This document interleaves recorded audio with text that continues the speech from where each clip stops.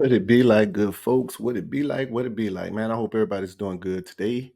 Uh, what are we on this Christmas Eve? Well, hell, this is Christmas Day right now. Time is 2:14, or as us jarheads would say, 02:14. So basically, why am I doing this, man? I don't know. I don't know, man. I just freaking feel like I'm fucking Gunny Claus sometime, man, and I just want to continue to bless people. Uh, so I don't know, man. Just decided to get up. Like, fuck it, man. Why not? Why not just drop some games, some knowledge to hopefully help somebody have a better kickoff to that 2025 year? Um, so, yeah, that's pretty much the purpose of this, man. So I'm kind of moving in the midnight hours like I'm truly Santa Claus. Uh, Hopefully, my voice will carry from house to house. And as people sit down and they pray for that financial blessing, I hope you hear my voice loud and clear when I say, "Oh, God heard you." Unfortunately for you, he sent me to deliver the damn message. And when you're dealing with a person like me, man, I am not, I don't hold hands. Um, I don't do anything for adults that they should be doing for their goddamn own self. All right. So when I say all of that, it's like, hey, man, I truly want to bless people. But the only people I can bless is the people that's done the hard work that I asked you to learn. And hard work that I asked you to learn is not really hard work. It's just simple stuff. Learn how to take your money and like put your money in the stock market and then know when to take it out. Because when you get into the game of investing, like nobody holds anybody's hand per se in this game. We'll share all the game and the knowledge in the whole entire world, but what we won't do is hold somebody's hand. And I can at least speak for myself. I don't hold nobody's hand, man. So you got to be grown in this game because I apply these same rules to my wife and my kids. I let them know when it comes to this, when it comes to trading, you don't just look for an easy way in and out. That easy way being maybe relying on another person's knowledge. Like, damn, your knowledge, I'm gonna just rely on theirs and get paid.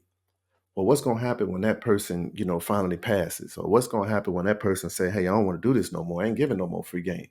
What's gonna happen then?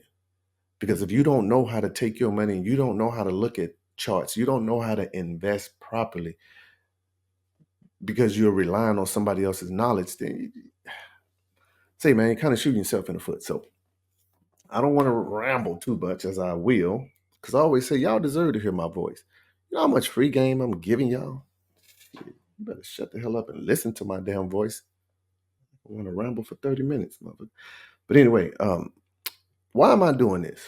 Not only why am I up in the middle of the night when I should be in the bed cuddled up with my wife and stuff, but instead I'm on here trying to drop some knowledge on YouTube. One thing I can assure you it's not for is attention. The last damn thing I want is anybody damn attention. And needless to say, I can really give a damn about it. I made it pretty far without anybody's damn attention. You understand? Um, so I'm definitely not doing it for that. I'm just, I don't know, man. I'm just one of them people that's addicted to helping people.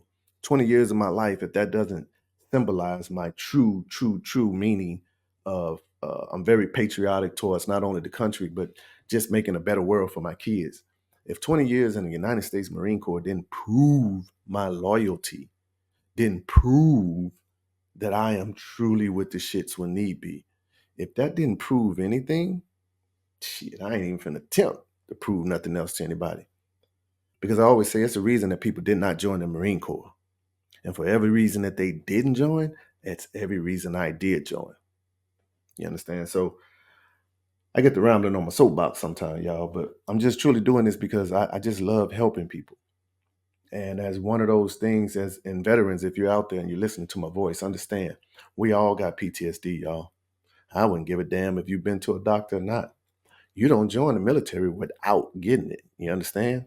And then all the stuff we do within while we're in the military, we continue build on more trauma and trauma and trauma. And what I mean by that is a lot of us, we maybe had a fear of heights. And when we got to boot camp, there was no fear of heights. You get your ass off the you either getting up that ladder or you jumping down in that pool. But there is no other alternative.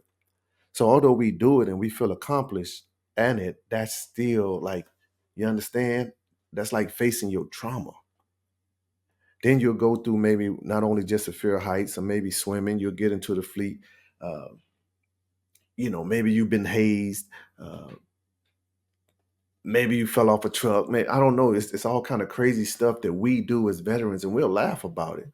We didn't die from it, so it's funny. Well, the bad thing about a lot of that is, well, one day we all have to exit the military. See, when we're in the Marine Corps, we're surrounded by a bunch of fucking mental misfits. And please forgive my language. And if you rock with me this long, you know I'm finna cuss. Damn, getting monetized. I'm cussing, mother. But anyway, like, yeah, we're surrounded by misfits, y'all. So we're all fully functional misfits. You understand?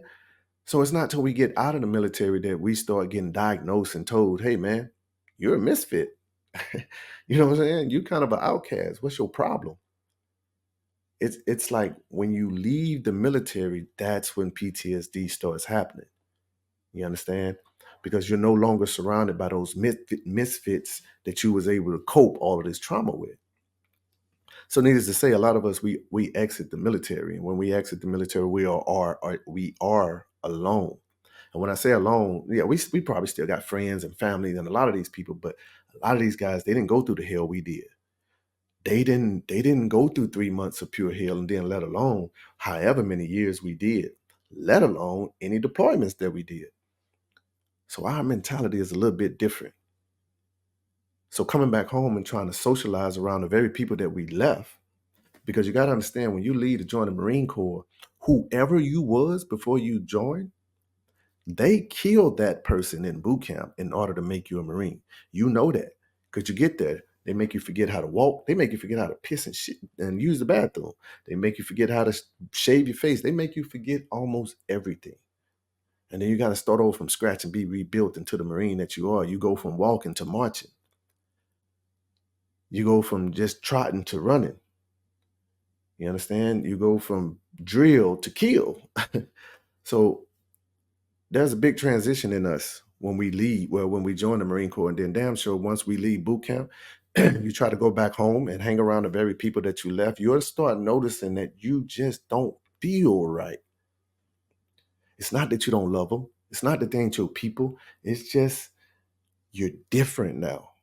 You are not who the hell you think you are that left. So a lot of veterans, like we say, we have to be shaped and molded into a Marine. When you leave the military, we try to come back, and then we try to fit in with these very people that we kind of outgrew. We kind of outshaped them, but we still want to hang around them because they're our people. We love them, man. Hey, man, these are peeps. But mentally, they're killing us because, see, mentally, they don't know what we went through. So they'll try us in ways that, see, we really shouldn't be tried. And I'm not trying to say this in a bragging manner. I'm just letting you veterans that can hear my voice know you're not the only one that's going through whatever you think you're going through by yourself. Hey, man, you ain't going through it by yourself. All right. Gunny been there with you. So anyway, I'm not even finna get into that shit. You know what, y'all? I do this because I love y'all. Point blank, period. One thing I know that a lot of people, when they're dealing with a lot of depression and a lot of this stuff, is sometimes it's a lot of financials that's dealing with it. A lot of people are depressed because they just don't have the money to do what they need to do, pay the bills they need to pay, or live the life they want to live. So I started just kicking stock knowledge out because I wanted to teach my kids something that will forever benefit them. And then I say, you know what? Well, why just let it die with us? You know what I'm saying? We can share it with whoever wants it. Because at a point, we're going to get to a life where we got to charge for this knowledge because it's too valuable. So I want to do it and help people understand. I don't know. I guess my mentality is I want everybody to take their fucking PTSD out on the stock market. So that's what got me up tonight. And I ran my soapbox long enough. So what I wanted to do, man, was just pull up some charts. And I want to pull these charts up. And these are actually, they'll be my charts. I'm going to see if I can share my screen. So we're going to do this the juicy way. All right. So hopefully out there in YouTube land, you can now see my chart. Now, this is something that I did on PLTR.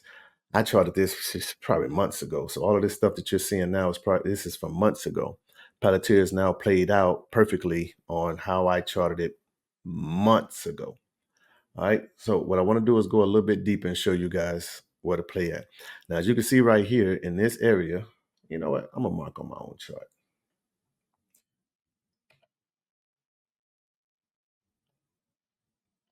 All right. So right here in this area, this is kind of what's called support. So anyway, I'm not going to go through that because you guys better know what support is.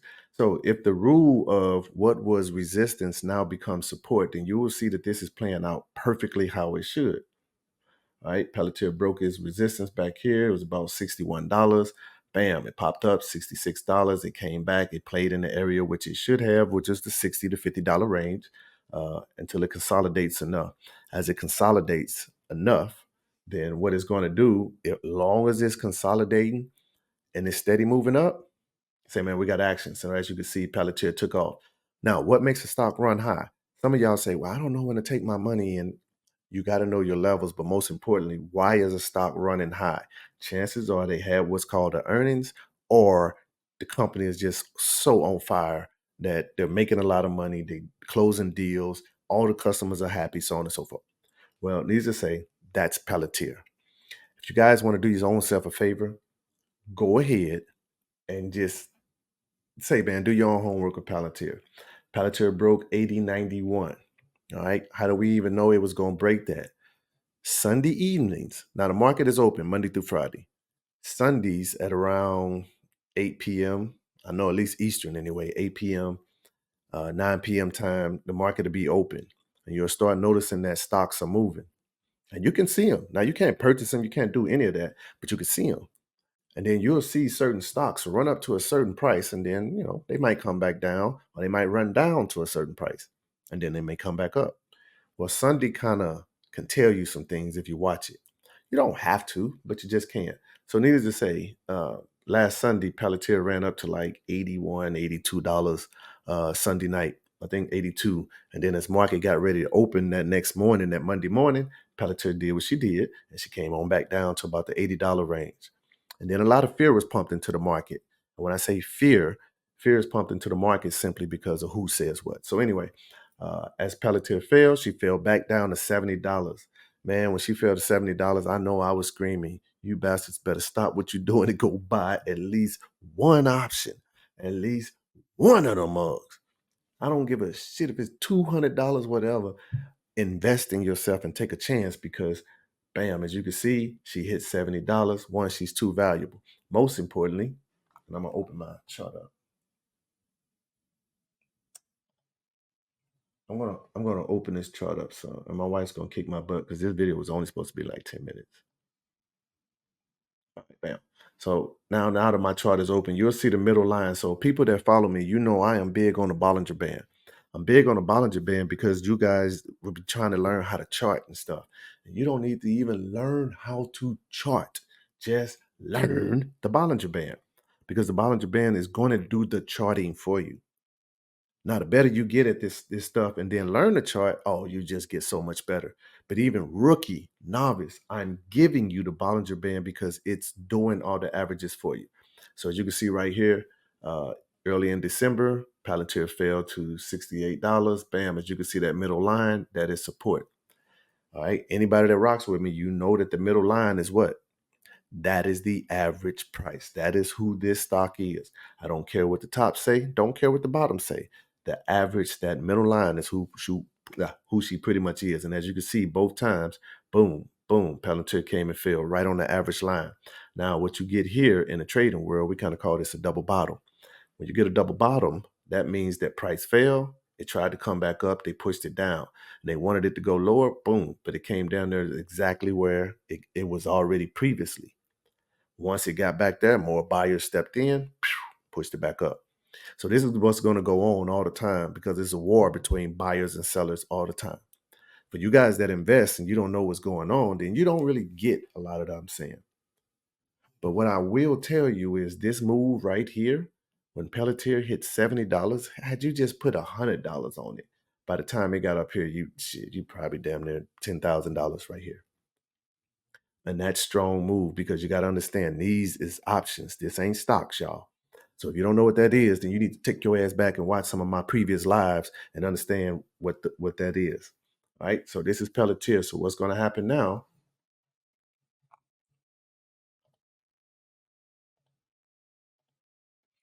Pelletier is going to probably drop. She can drop to about here. What's that? 76.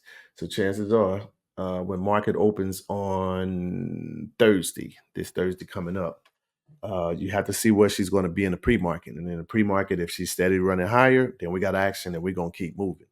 But if she pulls back because she got a bounce area at $80, at 80.91 is still support. So anything below $82 and above 80.91, well, we're still good. Now, for those of you that are holding options out to next year, way out, oh, trust me, you want Pelletier to fall out of the sky because you want an opportunity to buy more. So for people that are holding close, you don't want that. So anyway, if you see Pelletier at the 80.91 range and she's sitting there, she is at support. All right. 82.38 is where she closed at. She opened at 81.09. She ran up to 84.80. Y'all got to work with me because I ain't got my glasses. Oh, snap. Here they go. Damn. Man, y'all ever be blind as hell? Then you put your glasses on and like you can see in 4K. You be like, damn, why the hell I don't never wear these? But anyway, so what did we open at? She went to 84.80. She had a low of $81. So once again, yep, about $81, 80.91 to be exact. But $81 is support. So if she blesses you at $81 and damn sure at anything in the 70s, man, that's a juicy opportunity to ride this pony all the way into next year. All right. Pelletier is way too valuable, guys. I won't tell you what the price is going to be, but I can tell you this much. It won't be $100 for long. I can guarantee, and I don't mean that in a bad way as if it's going to fall. It won't be $100 for long. Pelletier is going to rip. Now, this is just my sentiments. Pelletier is going to rip. And one of the first things I should have told y'all, because my homegirl's going to cuss me out, is I am not a financial advisor. This is not financial advice. This is just a hobby I love, and I'm sharing my advice. What you do with it is on you. So don't waste your money saying anything that I said. All right? I am not a financial advisor. This is not a financial advice. I'll say that 1,000 more times. But anyway, you catch Pelletier at those support levels, I promise you, you'll be the most happiest person in the world. Anything below the Bollinger Band. So if you can get her back below, damn sure if she want to come and bounce at about, again, the 74 range, anybody that's holding anything towards the next year, that's a great opportunity to average down. I wouldn't go balls to the wall because she could come lower back to 64, but Pelletier is way too valuable. So if she do come back down that low, it's something crazy in the world that took place. But even doing the craziness that we just had and stocks fell, she didn't really fall. No, she fell, but she fell to a point where people was like, oh no, this is too cheap. I'm in. So, all right, so this is Pelletier. So once again, you got that. And I'll even show you on my 2-hour. I really hate when it does this, but on the 2-hour, and for those of you that trade, you got to look at your charts on a bigger scale, all right? If you're trading, let me say, if you're trying to do something within the next, you're trying to hold a contract to a week or two out, then you definitely need to start with the weekly chart. You need to chart that weekly chart. The weekly chart should get you anywhere about, when I say weekly chart, if you're on Robinhood, then you want to go to at least a 3-month. So when you're looking at the chart, and I'm not talking about that thing, like when you first go to a stock, it gives you a chart. No, not that shit. You got to hit the little tick mark in the middle of the screen and it takes you to an advanced chart. Go to that chart, go to the 3-month look. From the 3-month look, I think you should have the day, the hour, and maybe 30 minutes, something like that. But nevertheless, you can look at the day, and I think it's the hour that's in that on the 3-month look. And now you can start seeing your stocks in a different light. Don't just try to look at them on the 1 day or the 1 month and then try to trade this for like 2 weeks. No, take your ass out to the 3-month, the 6-month, whatever. If anything, and I'm speaking Robinhood, but if you're looking at my screen, if anything, I always take mine out. Now, this is a 2-hour chart. So I'm not gonna go out super far, but just for an example, I'm always starting out all the way. Now this is just y'all can see the further I go out, you'll see I've been trading this thing for shit. I've been trading this sucker for years. PLTR was $4 when I started trading it. All right, she gets a little crazy, but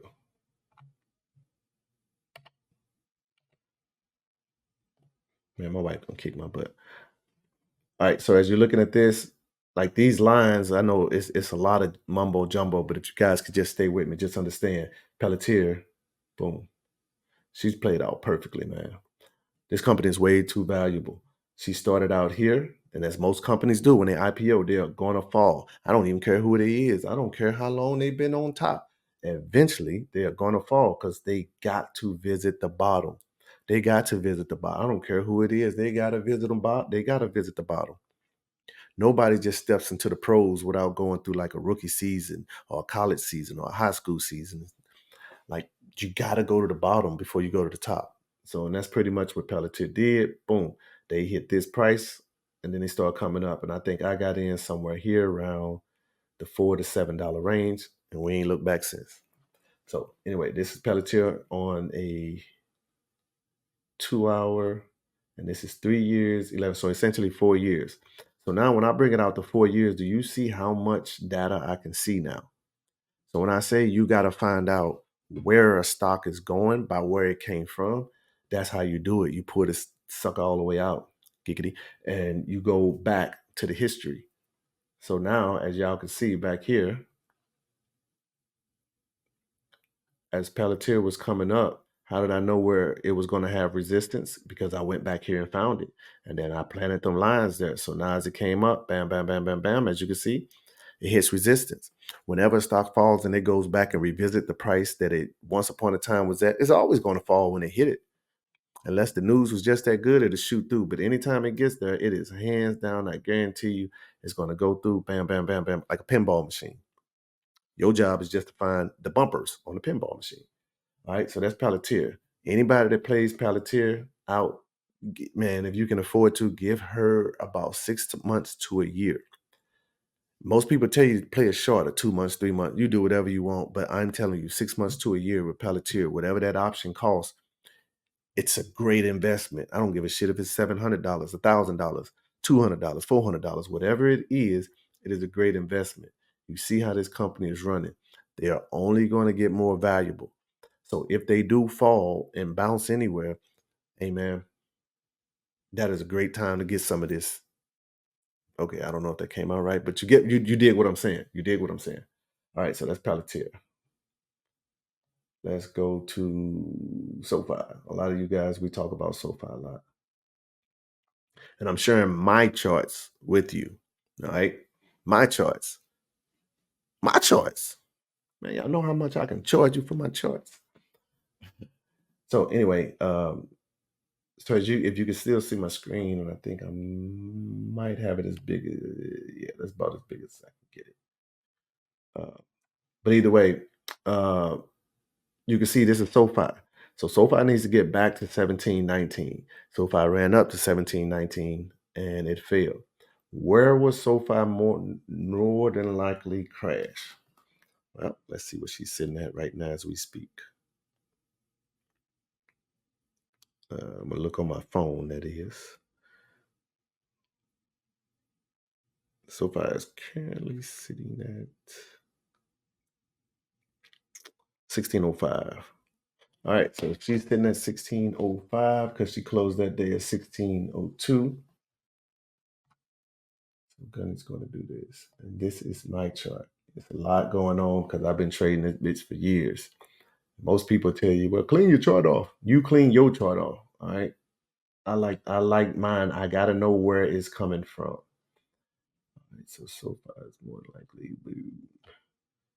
So right around where is that? She's gonna probably run in a little turbulence here. She's already there. So I'm gonna say right there. Let's see what area that is.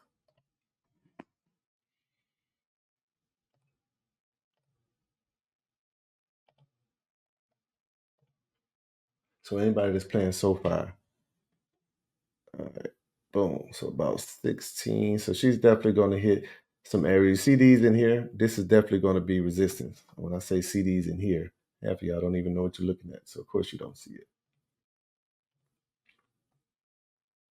So it's already sitting at that resistance right now. So now if it breaks that, where is it going to go? It essentially go up. It's like 1620, but we're going to say we going, yeah, this is pretty much about that area. I already got it marked. So right here, it's pretty much that area, about 1660 look like. So I think earlier we said 1650, so about 1660.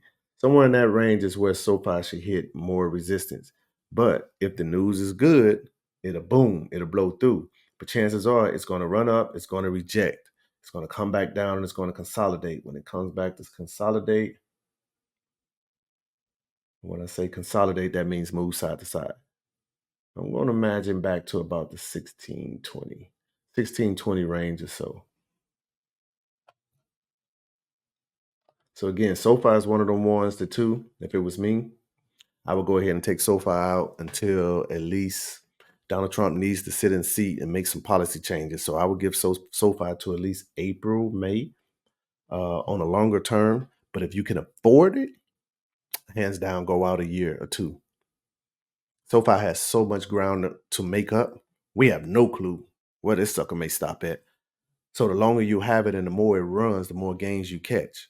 But the shorter your term, well, it can only move so fast in a short period of time. So that's why I stress go out 6 months to a year, all right, on SoFi. SoFi's main objective is to get back and break this 1719. Once we break 1719, is this the daily? Yeah. Once we break 1719, I am so going to get cursed out for giving y'all more than 10 minutes. We going hours, my brother. Okay, that's too much. That's too much. All right. So even if I break it, so even if you was just to follow my old history that was here, you can see, bam, SoFi's been playing out. They had a big breakout. Now, to be honest, SoFi can pull back to about 1170. To be honest, let me see. I normally take the breakout from about the base, so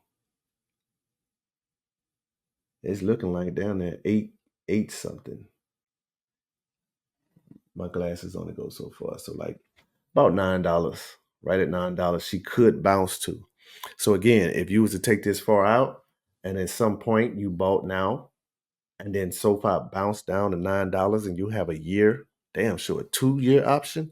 Oh man, you don't even understand. That's not the time to panic. That's the time to buy more. With a 1 year to 2 year out option, you almost want whatever stock you bought an option in.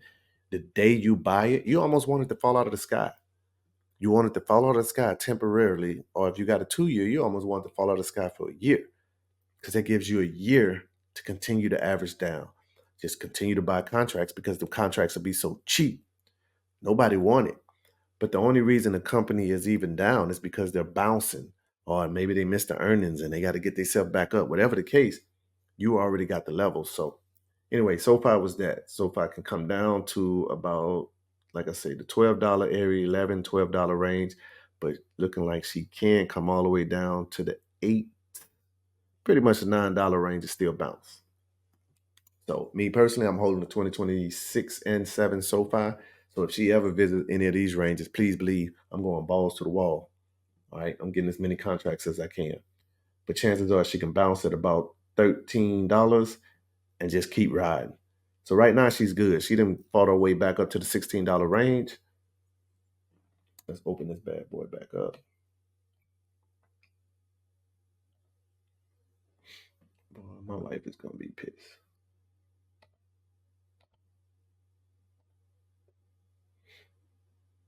But I'll tell you, when you love doing this, like this ain't really even work, man. All right, you can see, I can see, but I don't know if you guys can see it. All right, it's a little bit better. So either way, uh, as I say, SoFi should expect to hit some turbulence around the 1661 range, 1650. But if she breaks it, it's 17.19 that she's going after. If she fights her way back up to 17.19, I'll be the first to tell you she's probably gonna blow past it. So, oh, there go my wife. I see her. All right, so let's get to the last one. Let's do NVIDIA, and I'm gonna get out of here because I'm definitely gonna get it. She already doing that little walk.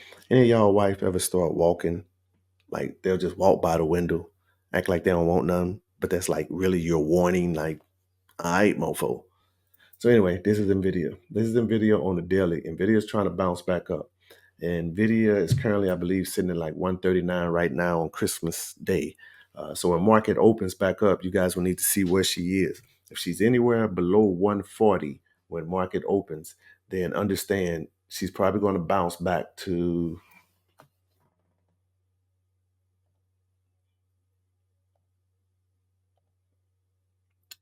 let's see, she will bounce back probably between 137. You don't unless you're holding long. But for those of you that be holding short terms on some of these contracts, you do not want it to bounce down too low. So now what's too low? It depends on where you get in at and how much you have up. Some people are willing to risk everything they put in the stock market. Some people are willing to risk only 10% of that. So it's your call. But either way. So I would look at her if she was definitely to give you about 135. So anywhere from the 139 to 135 it is now. If it's at 135 come Thursday morning, then understand she is at a support level.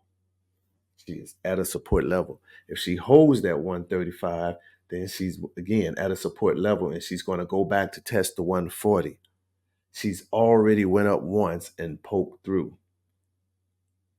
All right. So I can't really show you guys because hell, I would need a bigger classroom or something and time to teach you. But anyway, just understand when a stock goes to test a resistance, it's normally going to test one time and reject. So that's what you would get. So even right here in this area, there we go. That's your rejection.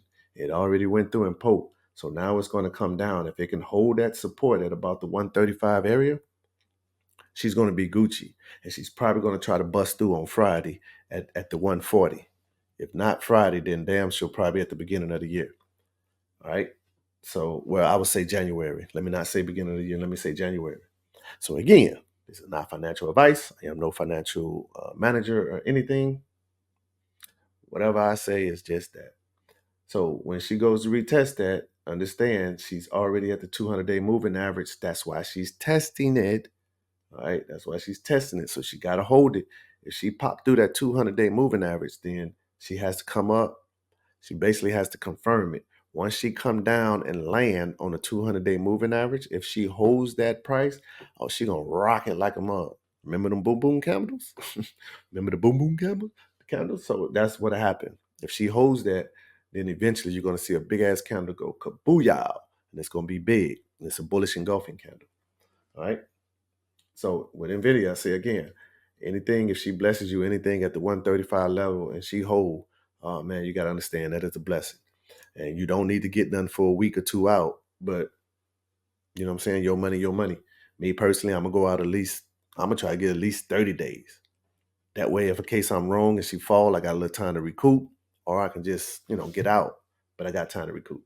So that's NVIDIA, PLTR, and SoFi. Those are my three. All right. So I think we can stop sharing the screen there. All right. So I think that's about it on that. All right. So that's just my game. I don't even know how long I've been. I've been 37 minutes. So just understand, man. Truly love y'all. Hope y'all get that. However you want to play your options, you play them. Just give them time. Those 1 week, 14-day options, those cool because they're cheap. And I know people want to do it because they want to become billionaires off a 1 week option and $100. Although possible, very unlikely. All right. So the simplest way to do it, man, is if y'all smart, just buy your options out. If you don't know what you're doing, you hands down buy your option out. All right. You buy that bitch out to at least about a year. Now that gives you time. If you buy it out to a year, that gives you time to go learn what the hell I've been telling you to learn for 4 years. You go learn that. Because now when you see your money growing while you learn, you'll have more motivation than I had. I had a bunch of L's to motivate me to, maneuver the stock market. You guys will be having W's. You just got to know how to work it. All right. So that's that.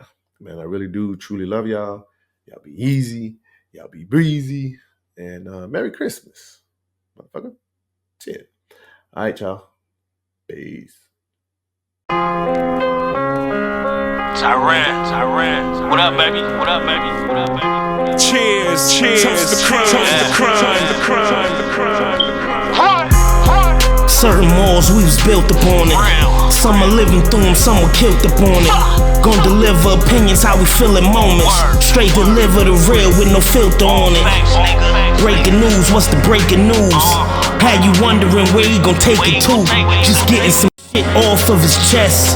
So welcome to Big Talk with a vet. The First Amendment is freedom of speech. We here to debate, we eager to teach. There's some misinformed people we eager to reach. And there's a bunch of information we needin' to see. The homie Tyran got the pot on lock. Lot of props, this the equivalent of the barbershop. Some topics light, some heavy, some life, some deadly, some right, some messy. But the homie speaking his truth, so just listen. And he ain't really giving a fuck about your opinion. The mission, open your ears, you can let him in. This Big Talk with a veteran. Certain malls we was built upon it. Some are living through them, some were killed upon it. Gon' deliver opinions how we feel in moments. Straight deliver the real with no filter on it. Breaking news, what's the breaking news? Had you wondering where he gon' take it to? Just getting some shit off of his chest. So welcome to Big Talk with a vet. It's Big Talk with a vet, man. Tyran Cosby. You already know what the